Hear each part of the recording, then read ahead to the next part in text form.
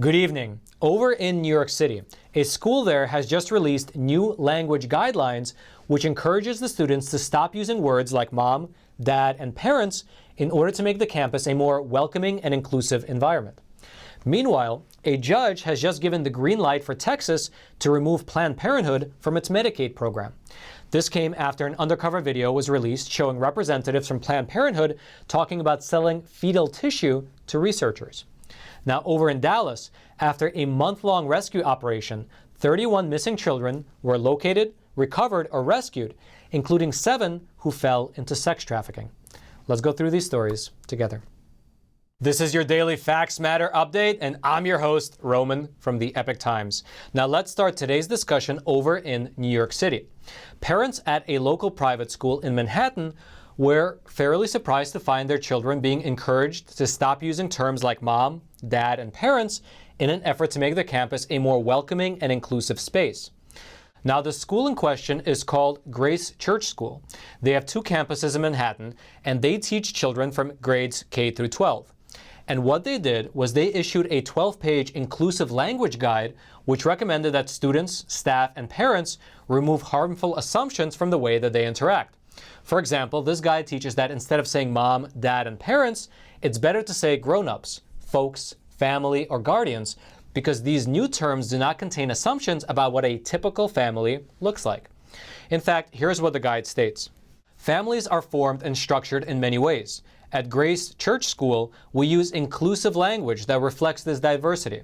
It's important to refrain from making assumptions about who kids live with, who cares for them, whether they sleep in the same place every night, whether they see their parents, etc. Now, furthermore, this guide went on to say that the term traditional family is outdated, and that we actively try to undo notions of a typical or normal family structure. Each family is unique. Now, when it comes to the topic of gender, this language guide recommends that teachers not address students as either boys or girls, ladies and gentlemen, or even as generically guys. Instead, it recommends gender-neutral terms like people, folks, friends, readers, or even mathematicians. Furthermore, when reading books to children, adults are encouraged to take gender out of the text wherever they deem it's unnecessary. For example, the guide suggests that they can say child, person, or character instead of saying, for instance, the boy on this page. Now, when this guide was made public, it understandably drew quite a bit of criticism, forcing the head of the school to release this statement. We have taught our students to use language thoughtfully from day one. Not every student at Grace has 2 living parents. That is one reason why we encourage teachers to use language that does not presume that all of their students do. Now, while his statement did give some reasoning around the question of why not just say mom and dad, it did not explain why these new recommendations seek to stamp out gendered language altogether.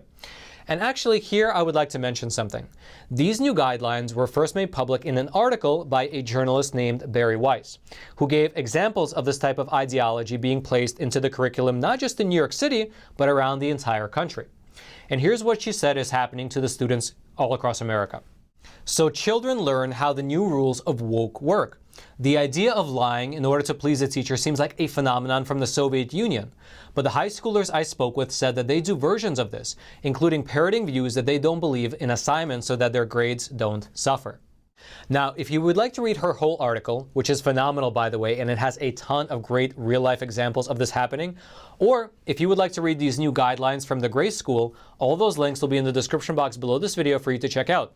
And by the way, that is that same description box that's right below that like button that I hope you take a moment to smash. Because you already know that videos that are like this, talking honestly about what's happening in this world right now, are routinely censored, they are throttled, meaning that their reach is reduced, or they are sometimes outright removed by the big tech platforms like YouTube.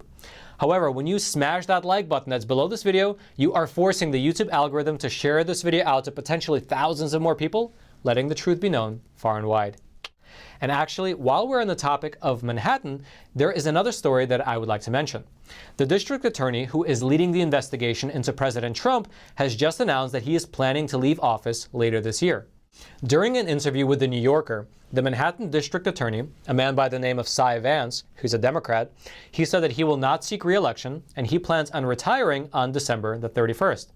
Now, as for the reason for his retirement, he cites the high pressure of the job. Here's what he said. It turned out to be tougher than I thought it would be.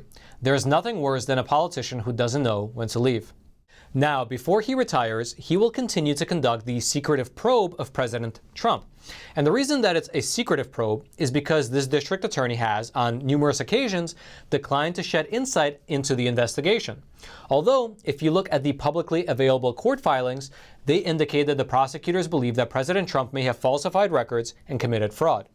Now, if you remember, a few weeks ago, this district attorney's office was able to get access to President Trump's tax returns. That was after the Supreme Court decided to not block them from doing so. And in response to that decision by the Supreme Court, President Trump released a statement calling this whole investigation a fishing expedition, adding that this is something which has never happened to a president before. It is all Democrat-inspired in a totally Democrat location, New York City and state, completely controlled and dominated by a heavily reported enemy of mine, Governor Andrew Cuomo. And actually, speaking of Andrew Cuomo, as you might have heard, he has been tied up in two dueling scandals. One involves his administration's cover-up of nursing home deaths, and the second involving his alleged sexual misconduct with several women. Now, the pressure against him from within his own party is mounting. Just earlier today, Jerry Nadler, who is a high-ranking House member from New York, he has called on Andrew Cuomo to resign. Here's what he said in a statement. Governor Cuomo is guaranteed due process under the law, but there is a difference between formal investigations that may end in criminal charges and a question of confidence in our political leadership. The question before us is squarely a political judgment. Governor Cuomo has lost the confidence of the people of New York. Governor Cuomo must resign.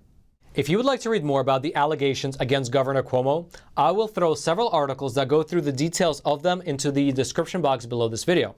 And now, before we discuss a new election integrity bill over in New Jersey, I would like to mention that most of us are about to get a $1,400 stimulus check. And if you are looking for a place to spend that currency before it's inflated away, I would like to take a quick moment to introduce our sponsor for today's episode, and I will do so from the sound booth. That's right. The sponsor of today's episode is American Hartford Gold, which is a company run by patriots. That's why they sponsor a program like ours. And actually, they're also my personal gold and silver bullion dealer. I just got my recent order from them in the mail. Now, if you are worried about the economic situation in America with these trillions of dollars in stimulus packages, these trillions amounts of dollars that the Fed has pumped into our economy by buying up all these assets, or our national debt ballooning to what it has and seemingly no one talking about it, well, so am I. And by the way, I don't give you any financial advice, but I'll tell you what I do. And for the last 4.5 years, I've been buying up physical gold and silver every single month. Just every single month, I allocate a portion of my salary to buying physical gold, like this gold 1 ounce coin or this silver 10 ounce bar. I don't know if you can see it. It's quite beautiful. That's what I do.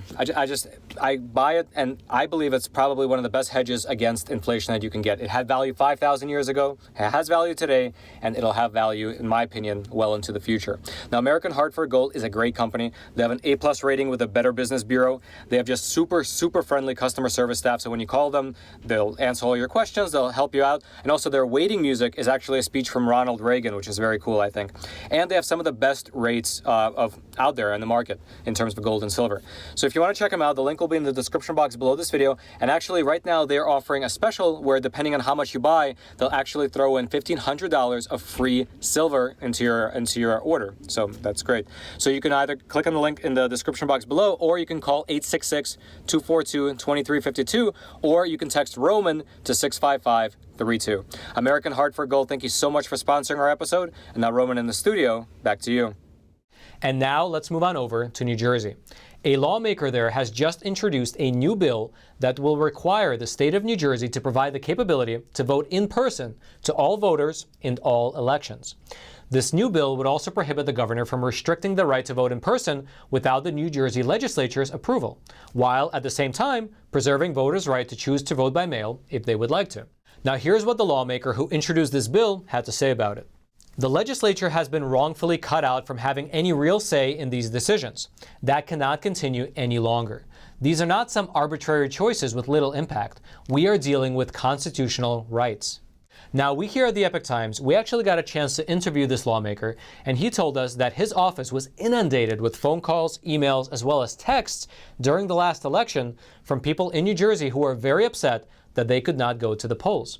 He said that they felt like they were being disenfranchised. Here's what he said. That's the way they've always voted, and they feel most comfortable, and I think that's only fair. The arguments that they made were compelling. They would go into a Home Depot or Lowe's, and there would be massive crowds. Yet they were prohibited from going to a polling station where they would go one at a time into a booth. Now, for your reference, by the way, in the November 2020 election, mail-in ballots were sent to all voters in New Jersey, and in-person voting was not allowed. Now, besides this particular new bill, the same lawmaker has introduced several other ones as well, including one that requires voter ID at polling places, another bill that would cleanse the voter rolls of ineligible voters, and he told us during our interview with him that he is planning to introduce another bill very soon that would require the New Jersey government to establish a hotline for reporting voter fraud. Now, we here at the Epoch Times, we will keep our eyes on these bills as they're going to be making their way through the State House, and we'll keep you abreast of any developments as they come about. Now, if you would like to read more details about these bills out in New Jersey, those links will be in the description box below this video for you to check out. And now let's move on over to Texas, where a lot of noteworthy news has been happening. First of all, a judge has just given the green light for Texas to remove Planned Parenthood from its Medicaid program. The judge in this case is a woman by the name of Laura Livingston. And before her was a case where Planned Parenthood was suing state officials in Texas by arguing that they were not properly notified about the state's termination of their Medicaid funding. Now, to give you a little bit of background on this case, Texas began the effort to exclude Planned Parenthood from their Medicaid program back in 2015.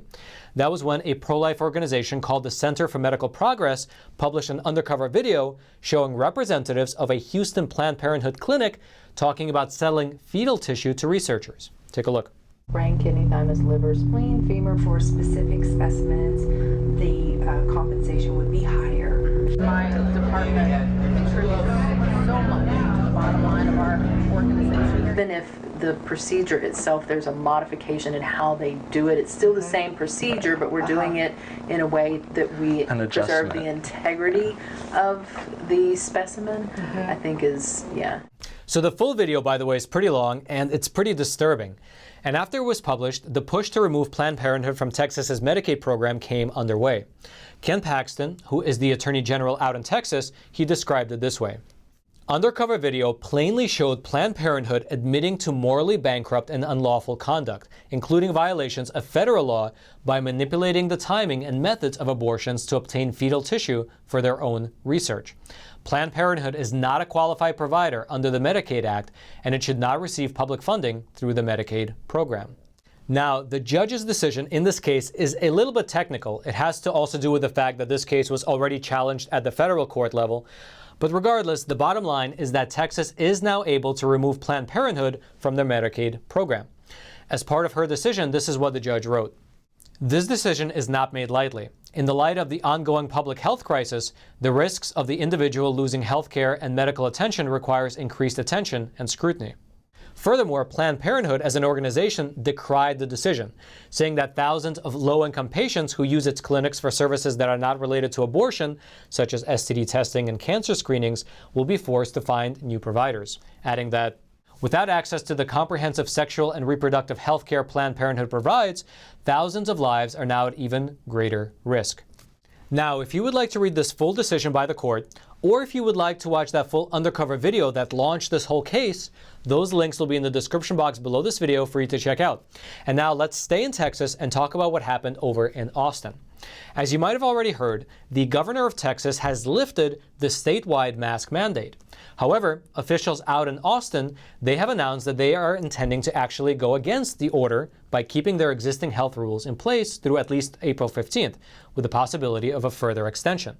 Furthermore, the city of Austin updated their rules to require everyone over the age of 6 to wear a face covering when they are on city property. In a statement, here's what the interim Austin Health Authority said.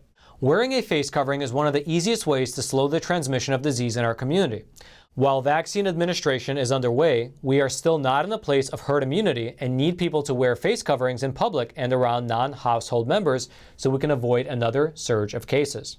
However, the Attorney General of Texas took issue with this, and he wrote a letter to the Austin mayor saying that the governor's order has the force and effect of state law and supersedes local rules and regulations. Now, in that same letter, he went on to further say that the decision to require masks or impose other restrictions is reserved to private businesses on their own premises, and that It does not rest with jurisdictions like the City of Austin or Travis County or their local health authorities, nor do they have the authority to threaten fines for noncompliance.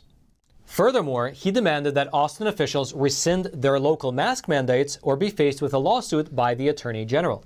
Now, in terms of what will likely happen next, in an interview, a spokesperson for the Austin mayor said that the city does not intend to rescind their order, so it looks like a lawsuit is indeed imminent.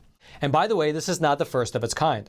Earlier this year, Ken Paxton, who is the Texas Attorney General, he asked the Texas Supreme Court to block the city of Austin, as well as Travis County, from imposing a curfew on dine-in services. And he won both of those cases. And this time, in regards to the mask mandate, he said this: "We have already taken you to court under similar circumstances. You lost. If you continue to flout the law in this manner, we'll take you to court again, and you will lose again." Now, we here at the Epoch Times, we reached out to the mayor of Austin for comment on this case, but we have yet to hear back. If you would like to read the details regarding the standoff between the state of Texas and the city of Austin, that link will be in the description box below this video for you to check out. And now let's move on over to Dallas. After a month-long operation, 31 missing children were located, recovered, or rescued in the Dallas-Fort Worth area in Texas. According to local officials over there, at least 7 of these recoveries were of critically missing children with ties to sex trafficking. Included among these cases was a 15-year-old girl rescued from the home of a John, as well as another 15-year-old girl who was rescued from an Uber over in Houston during a prostitution sting. The 24 other children who were not tied to sex trafficking were recovered from either their friends or relatives and reunited with their legal guardians. Now, this operation was conducted by U.S. Marshals alongside several other agencies and police departments. In a statement, here's what the acting U.S. Marshal said: "Victims should know they are not forgotten. There is hope and a way to return home." The police chief of Arlington added that, "These kids and teens represent some of our most vulnerable populations where adults try to prey on their innocence. We will not rest until every child is located safe and someone is held accountable." Now, for your reference, by the way, more than 346,000 missing children reports were recorded in the year 2020. So while these rescued 31 children is a phenomenal achievement, there is still a lot of work to be done. If you would like to read the full statements from these local officials, that link will be in the description box below this video for you to check out. And also, I'll throw another link down there to a page where if you know any details surrounding missing children, you can go there and leave a tip. Maybe you'll be able to help out. That link will also be in the description box below this video. Now, one film director that we interviewed here at the Epoch Times, he actually released a film called America's Forgotten. And he says that human traffickers feed off of loose border laws. And so let's talk a little bit about the U.S. southern border. And let's start with this picture right here. It might be a little small on the screen, so here's a close-up for you. In this picture, which was taken on the Mexico side of the U.S.-Mexico border, you can see that the border wall abruptly ends right here, and migrants are running from Mexico into America right through that hole in the wall. In fact, according to provisional data from the Customs and Border Protection Agency, during the month of February, so last month, Border Patrol agents apprehended more than 101,000 illegal border crossers. Additionally, they said that 26,000 people evaded capture and got away. Now, mind you, these are provisional numbers, and the official data will be out in the next few days. But still, what it shows is a huge spike in the number of illegal border crossings. This number from last February, over 101,000 apprehensions, is almost triple the number from last February of last year, of 2020. Back then, Border Patrol caught only 37,000 people. Also worth noting is that many of those who are crossing are unaccompanied minors, who cannot be turned back if they are from a country other than Mexico.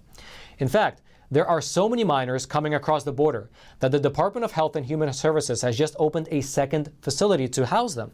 Furthermore, it's even been reported that they are considering housing them at a NASA center. That's how many of them there are.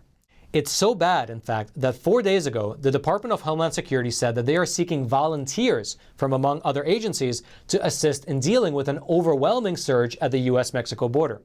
Interestingly, though, when Joe Biden was asked by reporters, he flatly said that there is no crisis at the border and that we'll be able to handle it, although he did not elaborate further. And furthermore, during a press conference a few days ago, the White House press secretary said that instead of calling it a crisis, what I also think is important is to talk about what the root causes are here and what we're doing from a policy standpoint to try to address the challenges that we're facing and that these kids are facing as they come across the border. Now, the Texas governor, Greg Abbott, he held a press conference near the U.S.-Mexico border where he raised the alarm of a growing crisis after meeting with border officials. During that press conference, he blamed the Biden administration's immigration policies, saying that they actually work to invite more illegal immigration and that they are contributing to the crisis, which he says will grow increasingly worse by the day. And in order to combat this issue, Texas has decided to take it upon themselves rather than wait for the federal government. And along that line, the governor has launched a program earlier this week which will deploy state National Guard troops, as well as personnel from several other agencies, to respond to the growing crisis at the border. Now, if you would like to read more about these efforts that Texas is taking at the U.S. southern border, those links will be in the description box below this video for you to check out. And now lastly, as we already mentioned in a previous episode, on the very same day that Joe Biden was sworn into office, YouTube made the unilateral decision to demonetize our program, to demonetize Facts Matter. We can now no longer run any ads before, during, or after our episodes, and the Super Chat feature has just been disabled. Basically, we have sponsors, of course, luckily, but they have essentially snuffed out our advertising dollars. They have made it so we cannot monetize our content, which, from the standpoint of an independent media outlet like the Epoch Times, is the same as them trying to snuff out our reporting. However, if you would like to support the Epoch Times, I will throw a link into the description box below this video to a page where you can subscribe to the Epoch Times. It only costs a few dollars every month, but by subscribing, you will not only be supporting independent journalism, but you will have access to all of our uncensored reporting, our deep investigations, all of our video interviews, our documentaries, our opinion pieces, our editorials, and if anything ever happens here on YouTube, you will have continued access to all of our video programs as well, like Facts Matter, Crossroads, American Thought Leaders, and all the rest. Again, that link will be in the description box below this video. I hope you click on it, I hope you subscribe, and I hope that you join us on this journey of exploring truth and tradition through honest journalism. Now, if you haven't already, smash that like button for the YouTube algorithm. Subscribe to this YouTube channel if you haven't already so that you can get honest news content delivered directly into your YouTube feed while you still can. And until next time, I'm your host, Roman from the Epoch Times. Stay informed and stay free.